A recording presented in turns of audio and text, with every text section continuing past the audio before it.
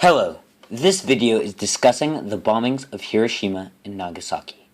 As you all know, in 1945, America dropped an atomic bomb on the cities of Hiroshima and Nagasaki. This bombing ended World War II and saved millions of lives.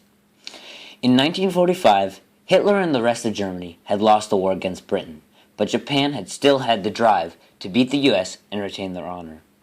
When Japan bombed Pearl Harbor in 1941, America was brought into the war to defeat Japan. Even though they were severely outgunned, Emperor Hirohito had no intention of quitting, and approximately 30,000 people were dying every day that the war continued, so everyone wanted Japan to surrender as soon as possible. I cried when I learned that the emperor had surrendered. This shows the Japanese faith in that they still could have won when times were at their darkest. Since President Roosevelt died, Harry S. Truman took control of the United States.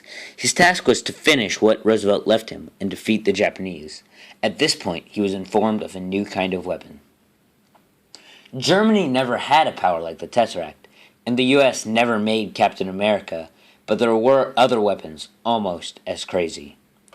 In 1939, scientists got wind of German attempts to harness the powers of nuclear energy. This chain reaction caused from a single neutron could create massive amounts of energy. These scientists traveled to America and shared this information with President Roosevelt. This led to the creation of the Manhattan Project. No, not that Manhattan, but the research done by the U.S. government into the creation of nuclear weapons. This research was done in a secret to make sure Germany never found out about the research. The attempt was to build these weapons before Germany could and not let them use it first. Then, in June 1945, they successfully tested a plutonium bomb. This led to the creation of the bombs Little Boy and Fat Man. Little Boy was made to use uranium, and Fat Man used plutonium. These bombs had the power of 20,000 tons of TNT and could destroy an entire city. This bomb was 2,000 times stronger than the strongest bomb ever used before. The atomic bomb was no great decision. It was merely another powerful weapon in the arsenal of righteousness. This quote shows that to Truman they were just weapons and should be used as such. This thought led to his decision to drop the bomb on Japan.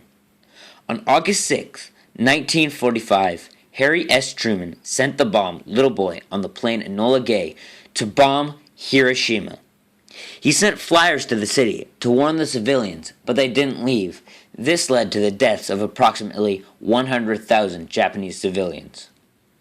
The U.S. chose this target to show the emperor that they had massive power and to threaten him. But Japan did not surrender. This caused the Allies to continue.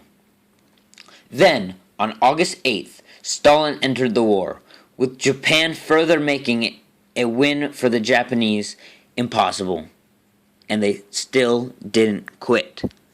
And finally, on August 9th, Truman sent his bomber with the bomb Fat Man over to the similar city of Nagasaki. This second bombing killed as many people as the first, leading to a total of 200,000 civilians dying. But these deaths shook the world. These two bombs left the cities in ruins. Miles of buildings and people turned to rubble and ash. As you can see by this map, the bomb's effect stretched for miles, with the most destruction in the most heavily populated part of the city. Emperor Hirohito finally decided that this was enough for his people, and despite Japan's need to maintain honor, 6 days later he decided it was time to surrender unconditionally. The people who survived these bombings were scarred for life, and many had their skin melted together and people's eyeballs burned out of their sockets. Then, years later, cancer was common in those who survived, and the radiation led to mental health issues for babies that had not been born yet. This mathematically was a very fair trade. 200,000 deaths for the end of a war and saving millions of lives. But lives are more than just numbers. This would be the case, but one key factor is that many of these lives would have died in an invasion anyway. Japan very likely would have fought to the very last soldier, then the very last civilian.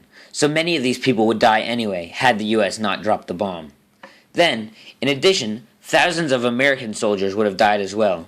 How could a respectable president leave his own people out to die when he has the means to prevent it? Also, Japan had control of China and was killing thousands. When the war was ended, those taken captive were freed. The generals leading these massacres would never have received justice had these bombs not been dropped. In addition, Japan was willing to kill their own soldiers by sending themselves to their deaths in kamikazes just to kill a few more American soldiers. In fact, many of the planes were so hastily made that they crashed before making it to their target. Over 1,000 Japanese soldiers gave their lives to kill twice as many American soldiers and their boats. Japan had little chance of surrendering, and so many people were dying that something had to be done. Even if Truman had put the deaths of the citizens of Nagasaki and Hiroshima on himself, the death of all those he could have saved would also be put on him. These tragedies ended the war with Japan, and it also saved the world from so many more deaths than otherwise possible.